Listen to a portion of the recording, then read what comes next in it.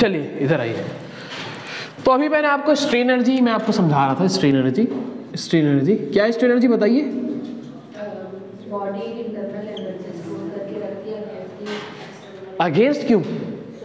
When body subjected to external load, against क्यों यार? When body subjected to external load, सही बात है। तो इसमें मैंने दो चीज़ आपको समझाया, एक रेजिलियंस समझाया और दूसरा क्या समझाया? टफनेस। समझा दिया टफनेस। तो टफनेस क्या है बताओ? बॉडी में स्ट्रेन एनर्जी स्टोर हो रहा है up to fracture point, up to failure point, और ये अप टू प्रोपोर्शनैलिटी पॉइंट नहीं दे रखा है ऑप्शन में, तो अप टू इलास्टिक पॉइंट। तो रेजिलियंस समझाया, उसके बाद इसमें एक टर्म बताया, क्या बताया? प्रूफ रेजिलियंस समझाया, प्रूफ रेजिलियंस समझा दिया। फिर क्या समझाया? Modulus of resilience. समझ में आया कि नहीं आया? मॉडुलस ऑफ रेजिलियंस, ध्यान देना। तो वैसे ही एक टर्म यहां पर भी पूछ लेता है, modulus of toughness. Modulus of क्या? टफनेस। तो मॉडुलस ऑफ टफनेस क्या हो जाएगा? ये मॉडुलस ऑफ टफनेस हो जाएगा टफनेस पर यूनिट क्या? Toughness per unit volume. सुन रहे हो? तो सर इसका कोई फॉर्मूला है कि जैसे टफनेस और जैसे कि आपने बताया कि रेजिलियंस का फॉर्मूला है मस्त, इसका फॉर्मूला आपने बता दिया sir, half stress into strain. Sir इसका फॉर्मूला, इन दोनों का फॉर्मूला सर आपने बता दिया, strain is equals to sigma square into volume upon 2 times of E. In term of stress, in term of load is P square L upon 2 times of A. यही था, ए नहीं था, 2 टाइम्स ऑफ ई है, 2e ना, ए भी था, हाँ ए, हाँ 2a टाइम्स ऑफ ए, तभी तो सिग्मा स्क्वायर, यही है ना फॉर्मूला। तो सर ऐसे मॉडुलस ऑफ टफनेस का भी कोई फॉर्मूला है क्या? नहीं, उसका कोई फॉर्मूला नहीं है। लेकिन एग्जाम में ध्यान देना, एग्जाम में क्वेश्चन कैसे आते हैं ध्यान देना।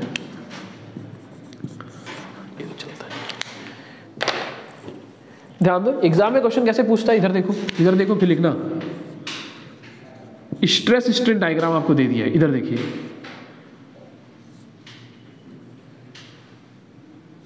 लाइक दिस, और यहाँ पर वैल्यू दे रखा है 0.002 मान लो।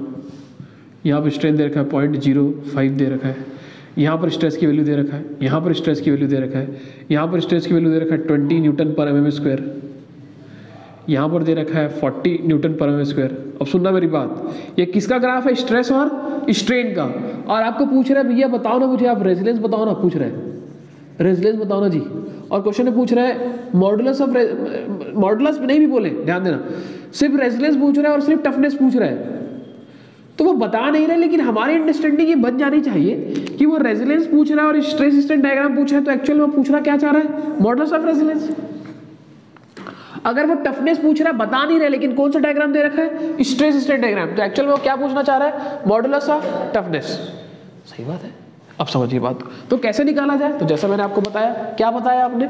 मैंने ये बताया कि रेजिलियंस मतलब प्रोपोर्शनैलिटी लिमिट तक जितना एरिया होगा, ये क्यों? सो रेजिलियंस अगर निकालना है, ध्यान देना, रेजिलियंस निकालना है तो क्या हो जाएगा फॉर्मूला? हाँ, ये एरिया, तो ये कैसे दिख रहा है? ट्रायंगल जैसा दिख रहा है, हाफ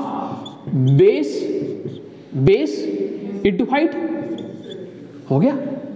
अगर टफनेस अगर निकालना है इसमें, टफनेस, तो टफनेस क्या होगा?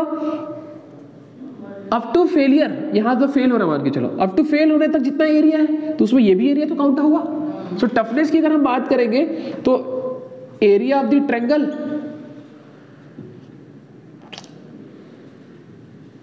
Area of the triangle plus ये एक और एरिया है ट्रायंगल, और एक क्या है? रेक्टेंगल मान लो। क्यों? Area of the triangle plus area of rectangle square, जो भी है ऐसा। तो देखो एरिया ऑफ द ट्रायंगल, ये समझ रहे हो ना, टफनेस में तो पूरा एरिया आएगा ना। So area of the triangle तो हाफ बेस इनटू हाइट, ये 20, ये वाला हो गया। अब ये वाला अगर हम बोले तो हाफ बेस, ये बेस है, ये बेस कैसे निकलेगा? 0.05 में 0.02 माइनस कर दे, पॉइंट कितना जाएगा? 0.3, यही आएगा। तो बेस कितना है? 0.05 में माइनस कर दे 0.02, बेस हो गया। हाइट, ये हाइट, तो यहां तक 40 है, और ये कितना है? 20, तो 40 में 20 घटाएंगे क्या बचेगा? 20, तो 20, एग्री कर रहे हैं क्या? Plus area of the rectangle, तो ये हाइट कितना है? 20, और ये बेस कितना आ जाएगा? 0.05, हाँ वही मतलब 0.05 में 0.02 माइनस कर देंगे तो यह आ जाएगा सो रेक्टेंगल का लेंथ तो विड्थ ही होगा ना, तो लेंथ कहने का मतलब जो हाइट कहने का मतलब 20 है इंटू 0.05 माइनस 0.02, समझ रहे हैं क्या? तो इस तरीके से हम टफनेस और रेजिलेंस निकाल लेंगे। तो ये भी किसी किसी एग्जाम में पूछ लिया गया है, ठीक है जी। तो बोलता नहीं है कि मॉडुलस ऑफ रेजिलेंस बताओ, मॉडुलस ऑफ टफनेस बताओ, हाँ, लेकिन हमारी अंडरस्टैंडिंग ये है कि स्ट्रेस स्ट्रेन डायग्राम में दे दिया है, दैट मीन्स वो मॉडुलस ऑफ रेजिलेंस पूछना चाह रहा है और मॉडुलस ऑफ टफनेस पूछना चाह रहा है। इसमें क्या दिक्कत है? कोई दिक्कत है क्या सर? ऐसा कर्व दे देगा क्या? कर्व कभी जीवन में नहीं देगा। तुम एरिया कैसे निकालोगे कर्व का? तुमको ऐसा देगा जिसमें रेक्टेंगल ट्रायंगल बने, जिससे तुम एरिया निकाल सको, है ना, जिसका तुम्हारे पास फॉर्मूला हो। अब सुनो मेरी बात, तो ये एक तो हो गया। अब सुनो इधर देखो, आपने अभी एक फॉर्मूला देखा स्ट्रेन एनर्जी का, व्हेन बॉडी को नहीं बोले, बार बोलते हैं, व्हेन बार सब्जेक्टेड टू कौन सा फोर्स? Axial force. तो वो एक्सियल फोर्स टेंसाइल भी हो सकता है और क्या हो सकता है? कंप्रेसिव भी हो सकता है। क्या फॉर्मूला है? यही तो फॉर्मूला है, P²L/2 टाइम्स ऑफ A, यही तो स्ट्रेन एनर्जी है, ध्यान देना। और स्ट्रेस के टर्म में बार बार लिख रहे हैं हम, σ² into volume upon 2 times of E, ये फॉर्मूला है। अब सुनो मेरे बात, व्हेन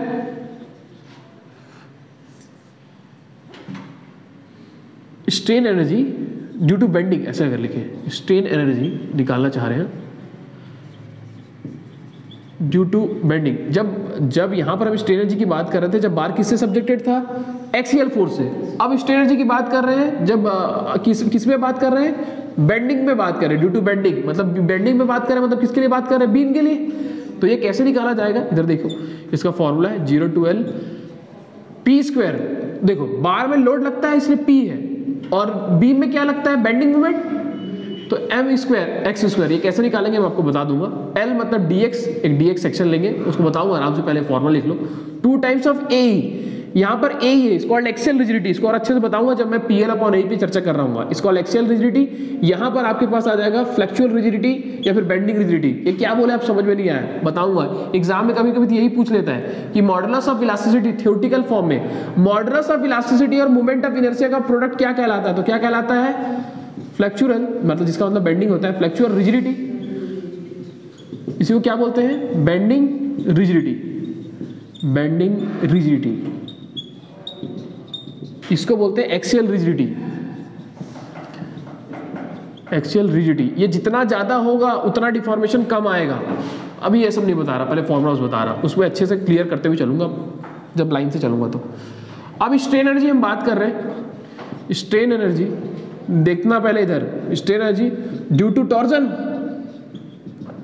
फॉर्मूला भी एग्जाम में कभी कभी पूछ लेता है। टॉर्जन, तो टॉर्जन में जैसे बेंडिंग, जैसे कि जब एक्सियल बॉडी, एक्सियल बार में अगर हम बात करें तो एक्सियल लोड लगता है P, सही बात है। और जब बेंडिंग में अगर हम बात करें तो क्या लगता है? Load, bending moment. अगर हम टॉर्जन में बात करें तो टॉर्जन में क्या लगता है यार? Torque, twisting moment. तो क्या फॉर्मूला हो जाएगा? इसी से याद करो। यहां लोड लग रहा है P, यहां पर क्या लगेगा? Torque. Length of the bar, length of the shaft 2 का 2 A ही है, इट्स कॉल्ड एक्सियल रिजिडिटी। यहां पर EI था, बेंडिंग रिजिडिटी, यहां पर आएगा टॉर्जनल रिजिडिटी। टॉर्जनल रिजिडिटी में क्या आएगा? GJ। तो एग्जाम में भी पूछ लेता है कि मॉडुलस ऑफ रिजिडिटी और पोलर मोमेंट ऑफ इनर्शिया का प्रोडक्ट क्या कहलाता है? इसको क्या बोलते हैं?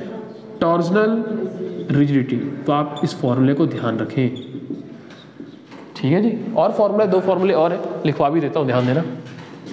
4th फॉर्मूला, जब आपके पास बार या फिर कोई भी बॉडी सब्जेक्टेड टू शियर, तो इसको उसमें स्ट्रेन एनर्जी का फॉर्मूला होता है τ²/2g into volume. Strain energy को मैं और चर्चा करूंगा, एक टॉपिक दे रखा है स्ट्रेन एनर्जी, वहां पर आऊंगा तो वहां पर क्वेश्चन बनाना सिखाऊंगा। ये तो स्ट्रेन एनर्जी मटेरियल प्रॉपर्टी में आ गया तो उसको मैंने इतना लिबरेट कर दिया। स्ट्रेन एनर्जी का एक टॉपिक दिया है, वहां पर आपको बीम का क्वेश्चन कैसे आता है, कैसे पूछा जाता है, बार के क्वेश्चन और कैसे एग्जाम में आते हैं, उसको मैं बताता रहूंगा। वहां पर स्ट्रेन एनर्जी का टॉपिक दिया ना आपको सिलेबस में जब लिखवाया, तो ये तो मैंने मैकेनिकल प्रॉपर्टीज में आया तो इतना चर्चा कर दिया, ठीक है। तो ये उसका फॉर्मूला है। और दूसरा फॉर्मूला ध्यान देना, स्ट्रेन